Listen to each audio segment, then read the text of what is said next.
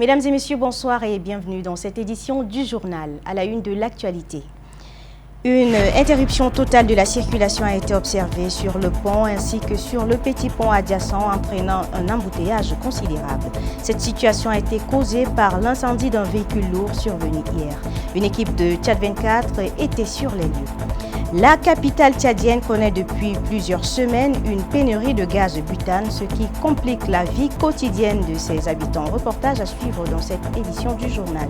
Et puis la coordination de l'initiative 50 000 emplois décents pour les jeunes, en collaboration avec SOTEM, a lancé une série de formations techniques et certifiantes pour les jeunes diplômés en quête d'emploi ce 12 novembre.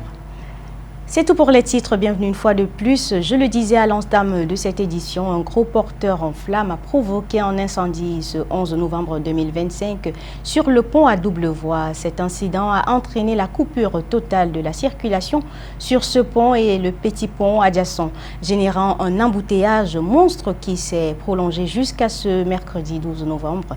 La situation a contraint de nombreux habitants à renoncer à regagner leur domicile ou à retrouver des solutions de fortune pour se rendre au travail. Reportage de Mamad Brahim. La capitale tchadienne a connu un début de semaine chaotique. Depuis mardi, la circulation est totalement interrompue sur les deux ponts de Walia, des axes essentiels pour entrer et sortir d'Njamena. Le blocage, qui a duré plus de 24 heures, a provoqué un embouteillage d'une ampleur rarement vue aux abords du rond-point du pont, paralysant complètement les quartiers. Face à cette situation hors du commun, les usagers ont tenté tous les moyens de rejoindre la capitale. Certains automobilistes ont cherché des itinéraires de délestage, souvent en vain. Des témoins décrivent une scène de blocage total avec des files de véhicules immobilisés sur plusieurs centaines de mètres et des usagers pris au piège, contraints pour certains de passer la nuit en dehors de leur domicile. Depuis cette heure-là jusqu'à là, je n'ai pas réussi même à traverser le pont. Donc ce qui est un peu complexe pour moi parce que déjà je suis sorti pour travailler, mais j'ai de la peine à traverser de l'autre côté, donc c'est vraiment difficile. Parce que depuis hier, j'étais au travail pour traverser le pont, mais là c'est pas facile. Et encore aujourd'hui, vous voyez même, les gens traversent le pont même avec le corps, avec les pouces-pouces, tout ça là c'est pas bien. Donc il faut que le gouvernement réagisse un peu sur nous. Notre population. Ces deux ponts sont l'unique axe majeur pour Walia. Leur fermeture a un impact immense sur tous les trafics, aussi bien urbains que périurbains. Souligne un habitant, résumant la frustration générale. Puis je n'ai pas encore pris une client. Même client, je n'ai pas encore trouvé à cause de ponts. Donc maintenant, là, aujourd'hui, je ne sais pas est-ce que je vais manger quoi avec ma famille, là, je ne sais pas encore. Jusqu'à là, je n'ai pas encore touché l'argent. Même 250 francs, je n'ai pas encore touché. Une lueur d'espoir est toutefois apparue en milieu de journée, ce mercredi. Sur le pont à double voie, les équipes de secours sont finalement parvenues à dégager l'épave calcinée du camion à l'origine de l'incident. Selon nos observations, des travaux de finalisation sont en cours sur la chaussée. La reprise effective de la circulation, très attendue par des milliers d'usagers, devrait être progressive. Des files d'attente interminables, des prix en hausse, des réserves de plusieurs jours à l'avance.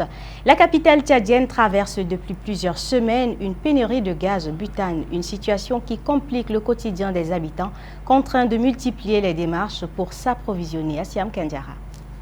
Une pénurie de gaz butane frappe actuellement N'Djamena, plongeant de nombreux ménages dans l'incertitude. Des quartiers entiers sont touchés et les points de vente habituellement approvisionnés peinent à répondre à la demande. Les N'Djamenans habitués à utiliser le gaz pour la cuisson des repas se voient contraints de parcourir la ville à la recherche d'une bouteille disponible. Sur le marché, les conséquences sont immédiates. Le prix d'une bouteille de butane, ordinairement fixé autour de 2 000 francs CFA, atteint désormais 2 500 à 3 000 francs quand elle est disponible.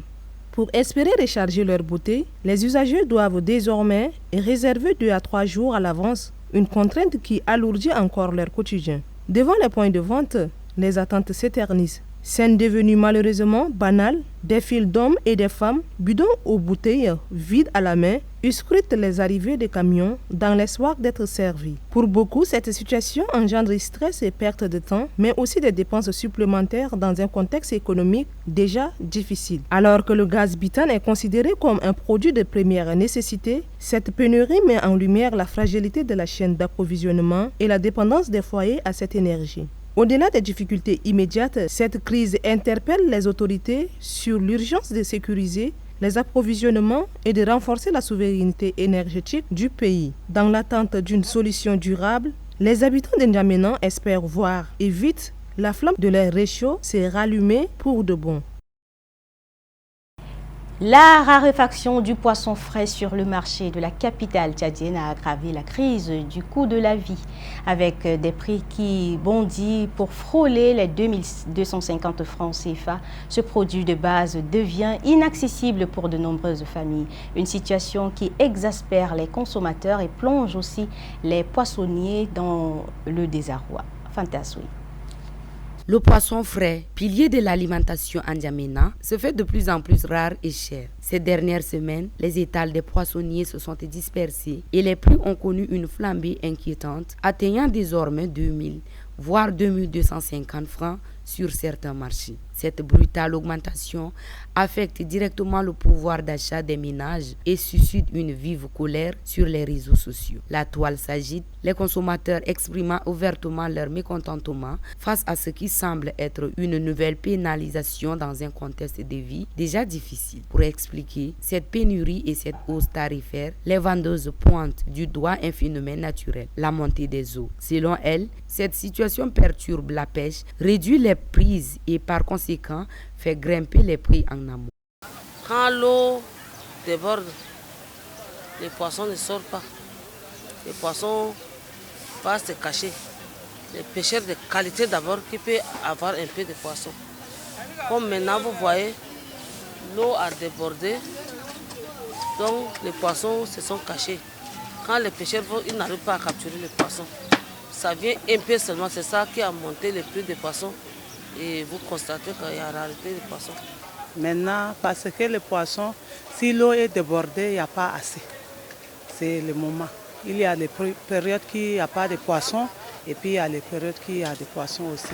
Cette flambée des prix directement liée à la raréfaction de la ressource plonge de nombreux foyers dans l'embarras. Incapables de suivre financièrement, ils doivent se priver de cette protéine animale essentielle, creusant un peu plus la trace de la difficulté alimentaire. La coordination de l'initiative 50 000 emplois décents pour les jeunes avec le soutien de SOTEM a lancé une session de formation technique et certifiante destinée aux jeunes diplômés sans emploi ce 12 novembre 2025. C'est le secrétaire général du ministère de la Jeunesse et des Sports, Solandil Nodi, qui a officiellement donné le coup d'envoi de ces formations. Marie-Cha Cécile. 120 jeunes sortis des différents instituts universitaires. Des universités et écoles en attente d'emploi suivent des formations techniques en rapport avec la création des entreprises. Pour les permettre de s'auto-employer sans regret, le coordinateur de l'unité de gestion de l'initiative 50 000 emplois décents pour les jeunes, Abdoulaye Mamad Dime, les oriente. La filière d'électricité et froid, la plomberie, la menuiserie métallique et en bois, la conception virtuelle, la transformation des produits locaux.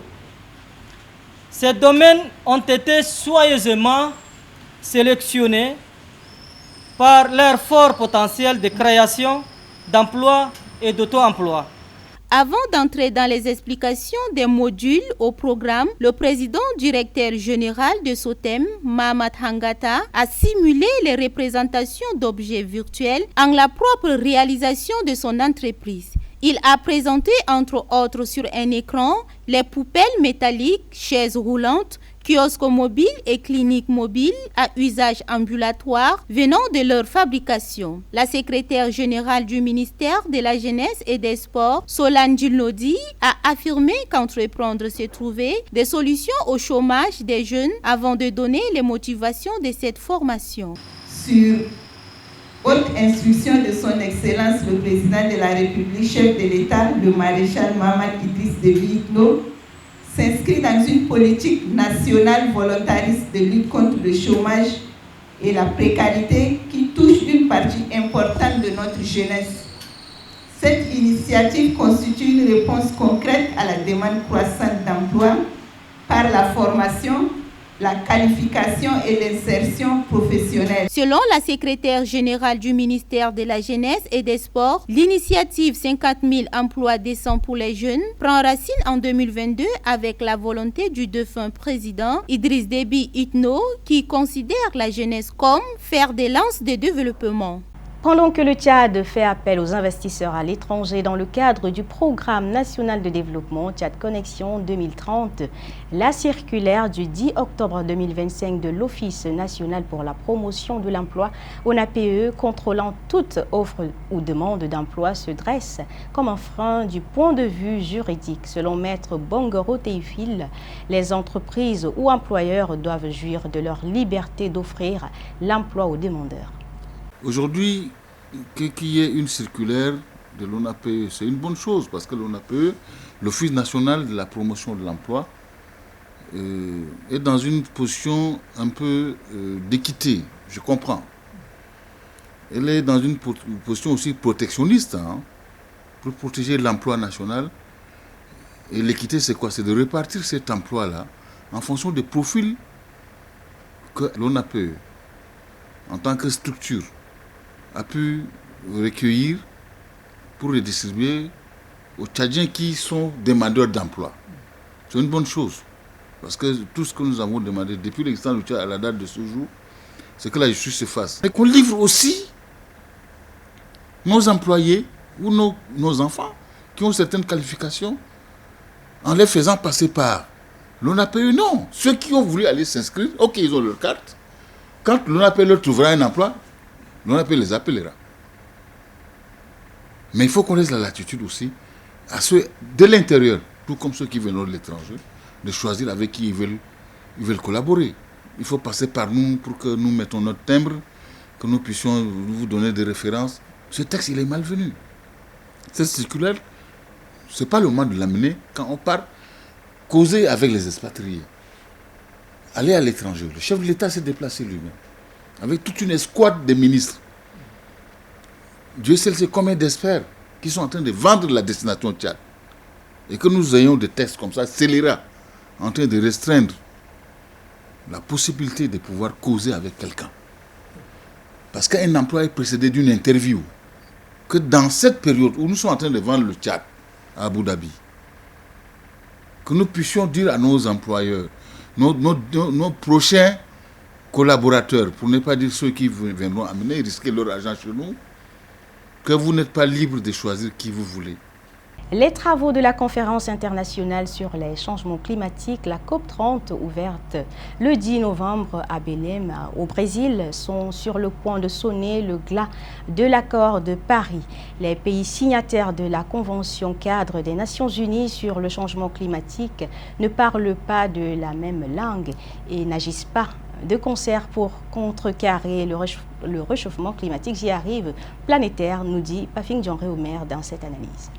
Prendre des décisions et des engagements concrets afin de lutter contre le changement climatique. Ce fragment de mesures figure au préambule de la conférence des parties prenantes à la Convention des Nations Unies sur le changement climatique COP dès sa première édition. Après maintes rencontres sur le terrain, les résolutions des questions climatiques mettant la vie de l'homme en péril ne se concrétisent guère. C'est sur cette défaillance que la COP30 a ouvert la fenêtre des discussions. Selon les scientifiques, le climat de la planète ne cesse de se réchauffer jusqu'à franchir la limite de 1,5 degrés Celsius arrêtée à la COP 15 à Paris il y a une décennie. Il en résulte une flambée fulgurante de la température moyenne de la surface de la Terre avec des modifications des régimes météorologiques à grande échelle, explique-t-il. Des inondations se multiplient à travers le monde, les sécheresses se succèdent dans le temps, des ouragans déciment les êtres vivants. Sur cette situation infernale, les contradictions vont bon train.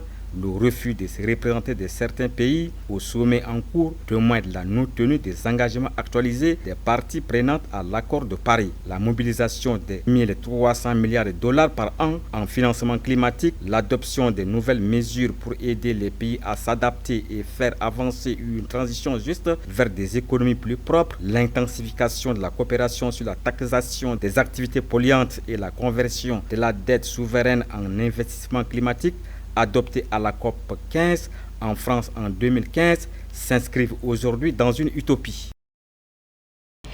Et puis ce soir, l'actualité internationale nous conduit à la France, à la République démocratique du Congo, en passant par la Tanzanie et la Serbie. Nous terminons par le Mali, où l'actualité reste dominée par la situation politique et sociale. Rota Solange. Le procès de l'ex-rebelle congolais Roger Lumbala, poursuivi notamment pour complicité des crimes contre l'humanité, s'est ouvert mercredi à Paris. Roger Lumbala est jugé lors d'un procès historique sur les atrocités commises dans l'ex de la République démocratique du Congo, théâtre de l'un des conflits les plus meurtriers du XXIe siècle. Détenu en France depuis 2020, il encourt la réclusion criminelle à perpétuité. Le Haut Commissariat des Nations Unies aux droits de l'homme appelle à l'ouverture d'enquêtes après les meurtres et les violations signalées lors du scrutin électoral tenu en Tanzanie le 29 octobre dernier. Dans son rapport, l'organisation indique qu'à la suite, plus de 150 personnes auraient été arrêtées sans que le fondement juridique de ces détentions soit clairement établi. Parmi elles figuraient des enfants accusés de trahison et transférés vers les lieux tenus secrets. De nombreuses familles continuent de rechercher désespérément leurs proches dans les commissariats.